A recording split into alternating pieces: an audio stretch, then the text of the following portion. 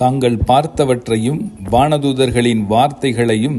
உயிர்ப்புக்கு சாட்சியமாக வென்று கொடுத்த பெண்களைப் போலவும் தன் கீழ்ப்படியாமையால் பாவத்தில் வீழ்ந்துவிட்ட நம் ஆதி முதல் தாயான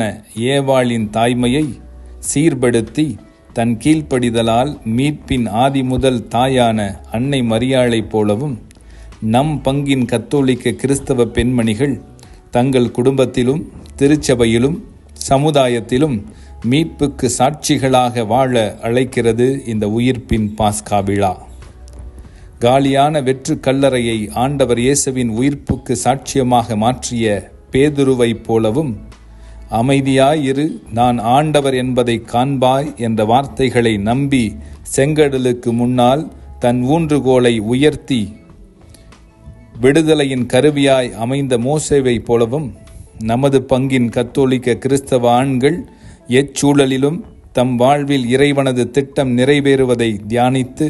நன்றி கூறி சான்று பகரும் நம்பிக்கை தலைவர்களாக வாழ அழைக்கிறது இந்த ஈஸ்டர் பெருவிழா. என்றோ ஒரு நாள் கலிலேயாவில் சொல்லப்பட்ட இயேசுவின் வார்த்தைகளான 3ஆம் நாளில் மானிட மகன் உயிர்த்தெழ வேண்டும் என்பதை நம்பி கலிலேயாவிற்கு சென்று உயிர்த்த ஆண்டவரை கண்டு விசுவசித்த சீடர்களைப் போலவும் உங்களுக்கு புதிய இதயத்தை அருள்வேன், புதிய ஆவியை உங்களுக்குள் புகுத்துவேன், கல்லால் ஆன இதயத்தை எடுத்துவிட்டு தசையால் ஆன அன்பு இதயத்தை பொருத்துவேன் என்று சொன்ன வார்த்தைகளால் கடவுளின் மக்களாகி போன இஸ்ரேல் மக்களைப் போலவும் நற்செய்தி பணியாளர்களாக வாழ அழைக்கப்படும் இளைஞர்களும் இளம் பெண்களும் தங்கள் ஒழுக்கமிக்க நடத்தையாலும் ஞானமிக்க உழைப்பினாலும் நம்பிக்கையுள்ள உறவுகளினாலும் உற்சாகமான வார்த்தைகளாலும் நற்செய்தியை அறிவிக்க இந்த பாஸ்கா பெருவிழா நமக்கு அழைப்பு விடுக்கிறது.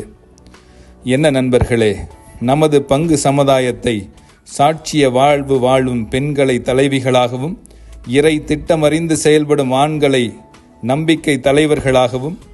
இறை திட்டத்திற்கு சான்று பகரும் இளைஞர்களையும் இளம் பெண்களையும் நற்செய்தியின் போர் வீரர்களாகவும் கொண்ட சமுதாயமாக மாற்றிட நீங்கள் தயாரா? உங்கள் அனைவருக்கும் என் அன்பான கிறிஸ்து உயிர்ப்பு பெருவிழா வாழ்த்துக்களும் ஜெபங்களும் ஆசீரும்.